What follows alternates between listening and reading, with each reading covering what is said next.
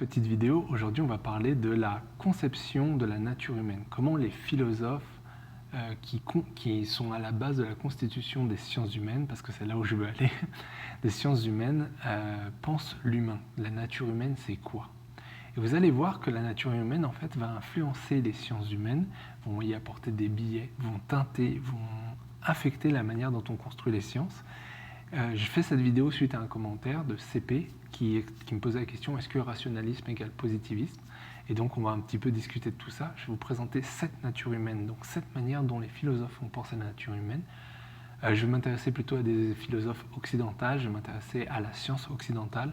Je ne m'intéresse pas dans cette vidéo, et on pourra en faire une sur l'oriental ou moyen-oriental, mais là on va en plus rester sur des philosophes assez modernes, on ne va pas trop aller dans l'Antiquité. Ce qui nous intéresse, c'est de voir les philosophes qui ont produit la science moderne, tout en sachant que la philosophie est la discipline maîtresse, reine, comme on dit, et c'est à partir d'elle que toutes les autres ont commencé à exister. Donc, on va commencer par la conception rationaliste. Donc, Descartes arrive et nous dit: écoutez, l'être humain, c'est un être de raison. C'est un être qui fonctionne par calcul. Il a une conscience, il est capable de se projeter dans le futur, il est capable de saisir le monde et de faire des choix qui sont éclairés. Ces choix éclairés, ce calcul en fait permet à l'être humain d'exister dans le monde. Et comme je dis, ce qui est intéressant de voir, c'est comment ça existe dans nos sciences actuelles. Donc dans nos sciences actuelles, c'est tout le domaine de la cognition, toutes les sciences de la cognition, ce qui comprend toutes les neurosciences par exemple. Pourquoi la cognition? Parce que la cognition, c'est la capacité qu'a le cerveau à absorber des informations extérieures et intérieures, puis en faire du sens. Et donc toute cette science-là, toutes les sciences de la cognition sont des grandes héritières du rationalisme de Descartes. En règle générale, et ce n'est pas toujours le cas, mais c'est plutôt une posture qui est positiviste. Pourquoi? Parce qu'on cherche à comprendre un mécanisme, une loi générale qui fonctionnerait sur tous les humains et partout sur Terre et souvent à toutes les époques. Donc je vais essayer de prendre un exemple que je vais utiliser un peu plus tard dans les autres pour voir si ça fonctionne ou pas. Mais par exemple, moi je vais me marier avec ma femme ou mon mari pour protéger mes enfants. Je fais un choix rationnel. Ce que j'ai choisi de faire, c'est de faire une alliance pour protéger mes enfants. Ça c'est rationnel, c'est pas la passion, c'est pas l'amour, c'est pour protéger mes enfants. Donc voilà un exemple de rationalisme. Maintenant, on va passer au naturalisme. Donc le naturalisme, ça a été conçu par Lamétrie, qui est un disciple de Descartes. Et lui, c'était quelqu'un qui adorait faire de la dissection, découper des gens, ouvrir les gens et regarder comment fonctionnait le système. Donc il s'est beaucoup intéressé à l'humain comme une machine, comme un système organique, biologique. Ce que dit Lamétrie, qui est super intéressant, c'est que en fait, notre physiologie nous détermine en fait notre nature. Par exemple, on est mortel, donc on a peur de la mort, mais aussi on est bipède, donc on a une autre manière de penser, une autre manière de voir. Et en fait, quelque part, il explique que notre nature humaine et notre façon d'exister au monde est déterminée par tout ça. Donc si par exemple on peut prendre, il y a eu certains philosophes qui étaient malades, je pense dans l'Antiquité, comme le jardin d'Épicure, comme Épicure. Donc Épicure avait un certain type de maladie, il a développé un certain rapport, une certaine philosophie à la vie. Et c'est ça qu'essaie de montrer Lamétrie.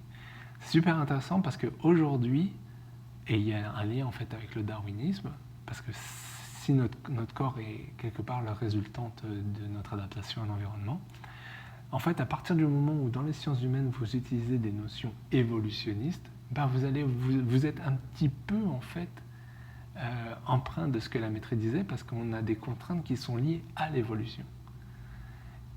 C'est aussi une posture plutôt positiviste, parce que nous, pour l'instant, j'ai pas encore d'aile, j'ai pas d'antenne, donc nos corps sont encore à peu près les mêmes, à peu près partout les mêmes. Donc de bras, de jambes, du sang, c'est à peu près partout pareil. Donc il y a vraiment cette idée d'une universalité qui est liée à des contraintes environnementales. Super. Donc maintenant, on va passer au concept, la conception utilitariste. Alors, vous avez sûrement entendu parler de Jeremy Bentham, de John Stuart Mill. c'est des gens qui font beaucoup d'économies, vous connaissez déjà tout ça.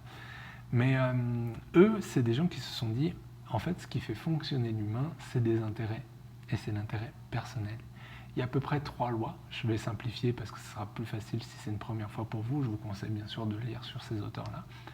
Mais les 3 lois pour eux, c'est que l'individu est égoïste, il agit d'abord en fonction de ses intérêts personnels, ensuite il cherche la satisfaction maximale à un coût minimum, et finalement ses comportements sont rationnels, donc des calculs entre la souffrance et le plaisir.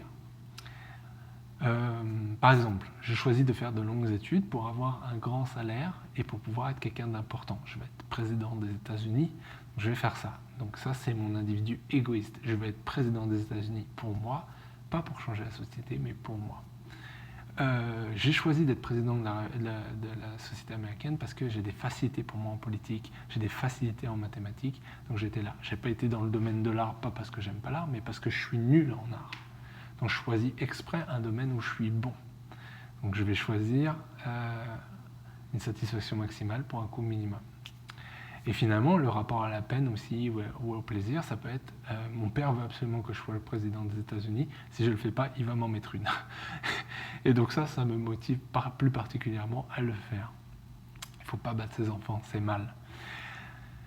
La posture dans tout ça, c'est plutôt une posture qui est critique en fait. Entre positivisme et critique, l'idée c'est de dire qu'il y a des rapports de pouvoir qui peuvent aussi influencer ces manières de faire. Donc moi je dis que c'est un peu des deux. C'est à vous de choisir ensuite dans lequel vous voulez aller, mais quelque part la critique pourrait être plus intéressante parce que vous allez voir comment l'individu peut être capable de jouer avec ces règles-là, de jouer avec les règles de la société pour pouvoir ensuite l'améliorer. Donc je vais donner mon exemple, donc ça fonctionne. Parfait. Maintenant, on va parler de la conception prométhéenne. La conception prométhéenne, déjà, il y a Prométhée dedans. C'est pas beau. Pour ceux qui ne savent pas, c'est un dieu de l'Olympe qui a donné le feu aux hommes, donc la technologie aux hommes. Et pour le punir, Zeus l'a accroché à une montagne, et tous les jours, il y a un aigle qui vient lui manger le foie. Génial comme histoire. Et c'est Hercule qui va le sauver. Parfait. Petite digression faite. L'idée, c'est que l'homme est un être historique qui est façonné et qui est porté par lui-même par les processus et par la construction progressive du travail, des techniques, des connaissances, de la culture. Donc il y a tout un élément qui le produit qu'on appelle la marge de l'histoire. Lui, il a sa propre histoire personnelle, mais il est pris dans la marge de l'histoire.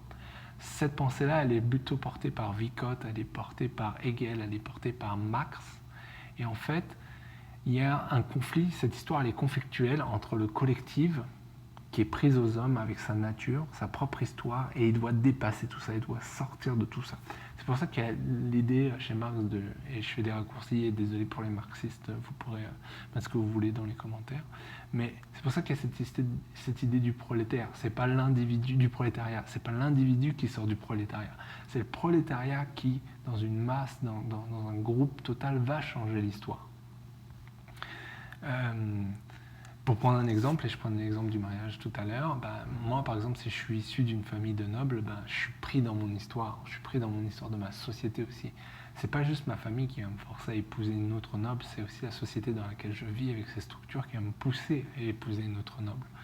Donc ça comprend une force historique qui me compose et qui me maîtrise, qui me contrôle et qui me pousse à agir.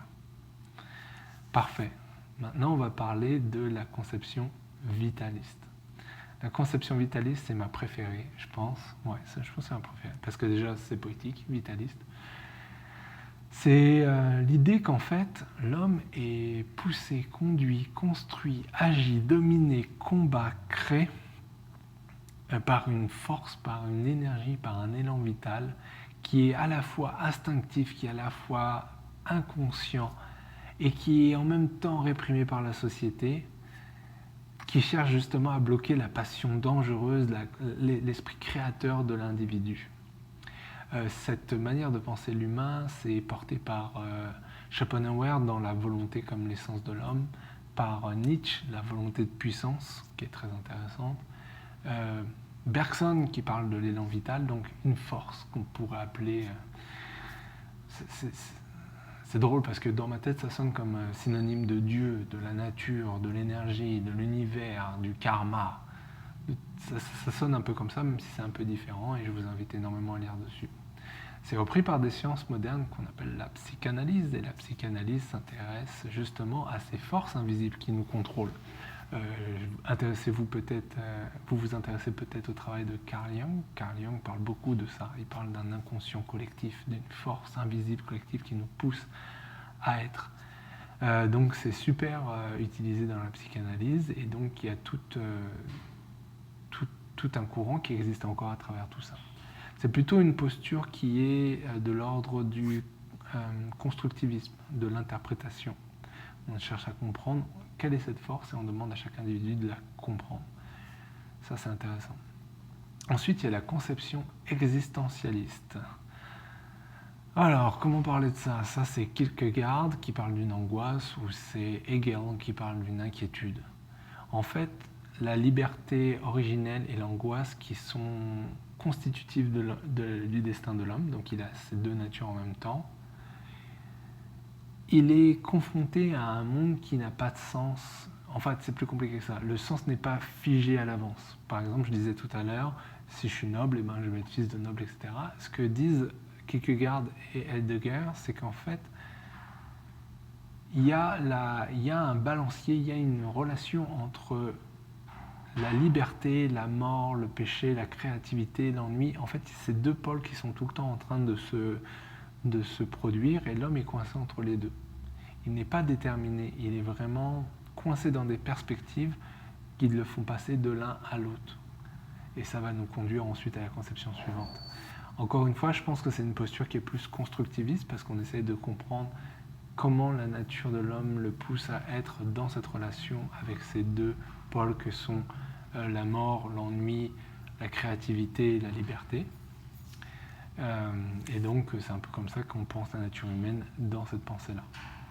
Dernière, c'est la conception complexe et tragique. Ça, c'est plutôt Pascal qui la présente. Lui, il dit l'homme, c'est ni un démon, ni un ange. Il est tourmenté par une double nature.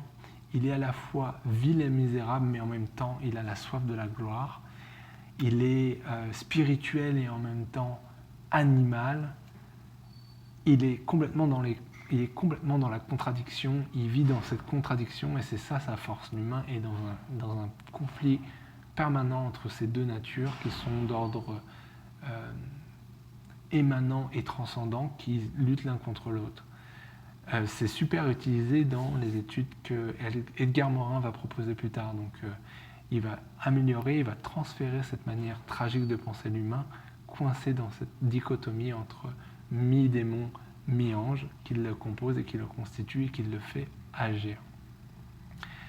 Donc voilà, c'était 7 manières de conceptualiser la nature humaine, et vous voyez un petit peu comment elles continuent à exister à travers les sciences et comment elles apportent des biais, des manières de penser qui nous font réfléchir ou penser la conceptualisation d'une certaine manière.